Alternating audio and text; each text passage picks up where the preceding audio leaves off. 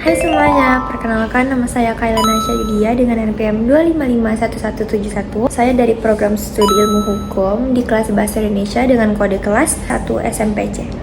Pada kesempatan ini saya akan mempresentasikan karya tulis saya yang berjudul Konten AI dan Hak Cipta, menimbang perlindungan hukum atas karya yang dihasilkan oleh kecerdasan buatan. Nah, karya ini membahas tentang hubungan antara teknologi kecerdasan buatan atau biasa kita sebut dengan artificial intelligence dengan hak cipta, serta bagaimana posisi hukum terhadap karya yang dihasilkan oleh AI dalam sistem hukum Indonesia. Pertama, saya akan menjelaskan mengenai latar belakang penelitian ini. Saat ini, kecerdasan buatan berkembang sangat pesat. AI tidak hanya berfungsi sebagai alat bantu manusia, tetapi sekarang sudah mampu menghasilkan karya secara mandiri. Contohnya seperti tulisan, musik, gambar, dan konten multimedia lainnya. Kondisi ini menimbulkan pertanyaan penting, yaitu apakah karya yang dihasilkan oleh AI dapat memperoleh perlindungan hak cipta sebagaimana karya yang dibuat oleh manusia? Lalu di Indonesia sendiri, Undang-Undang Nomor 28 Tahun 2014 tentang hak cipta pada dasarnya hanya mengakui manusia sebagai pencipta, sehingga belum ada aturan yang secara tegas mengatur status hukum karya AI. Hal ini menyebabkan terjadinya ketidakpastian hukum mengenai siapa yang berhak atas karya tersebut dan bagaimana perlindungannya. Berdasarkan hal tersebut, rumusan masalah dalam penelitian ini adalah: pertama, bagaimana penerapan konsep kepengarangan dan orisinalitas terhadap karya AI. Yang kedua, apakah karya AI dapat memperoleh perlindungan hak cipta. Dan yang ketiga, bagaimana pandangan serta praktik hukum di berbagai negara mengenai karya AI.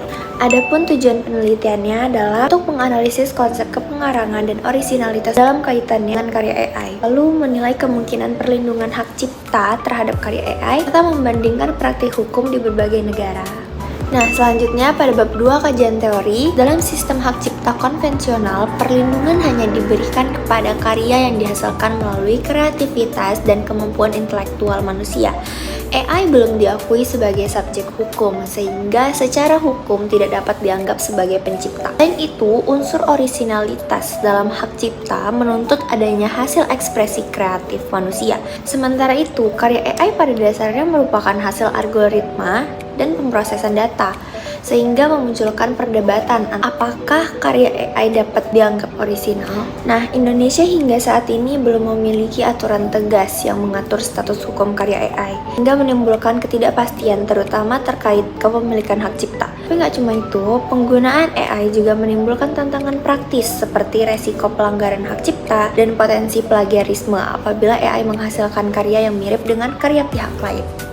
Nah, pada bagian bab 3, metode penelitian ini menggunakan metode penelitian hukum normatif atau biasa kita sebut dengan doktrinal. Nah, penelitian ini dilakukan dengan menelaah undang-undang, jurnal ilmiah yang dapat para ahli dan membandingkan regulasi di beberapa negara. Pendekatan yang digunakan meliputi pendekatan perundang-undangan dan pendekatan perbandingan hukum. Lalu analisisnya dilakukan secara deskriptif kualitatif, yang dengan menafsirkan berbagai sumber hukum yang relevan. Bab 4, hasil dan pembahasan. Nah, berdasarkan hasil dan pembahasan, ditemukan bahwa Undang-Undang Hak Cipta Indonesia masih menempatkan manusia sebagai satu-satunya subjek pencipta. Oleh karena itu, AI tidak dapat dianggap sebagai pencipta, dan karya yang sepenuhnya dihasilkan oleh AI itu belum memiliki kepastian hukum terkait perlindungan hak cipta maupun kepemilikannya. Nah, selain itu, penggunaan AI juga menimbulkan resiko pelanggaran hak cipta. AI dapat menghasilkan karya yang mirip atau bahkan mengambil unsur karya pihak lain tanpa izin. Karena jika karya tersebut digunakan secara komersial, maka hal ini berpotensi menimbulkan sengketa hukum. Nah, dengan demikian diperlukan pembaruan regulasi hukum di Indonesia agar kita mampu mengakomodasi keberadaan karya AI serta memberikan kepastian hukum bagi masyarakat dan pelaku industri kreatif. Bab 5, kesimpulan. Nah, pada bagian kesimpulan dapat disimpulkan bahwa sistem hukum hak cipta di Indonesia saat ini masih berfokus pada pencipta manusia. Karya AI belum diatur secara jelas sehingga menimbulkan ketidakpastian hukum, baik terkait status hukum kepemilikannya maupun perlindungan hukumnya. Selain itu, pelanggaran AI juga berpotensi menimbulkan pelanggaran hak cipta. Demikian penjelasan yang dapat saya sampaikan mengenai karya tulis yang saya buat. Semoga pembahasan ini bermanfaat dan dapat menambah pemahaman kita mengenai hubungan antara kecerdasan buatan dan hak cipta. Mohon maaf jika banyak kesalahan terhadap penyampaian saya atau informasi yang saya beri. Kasih atas perhatiannya.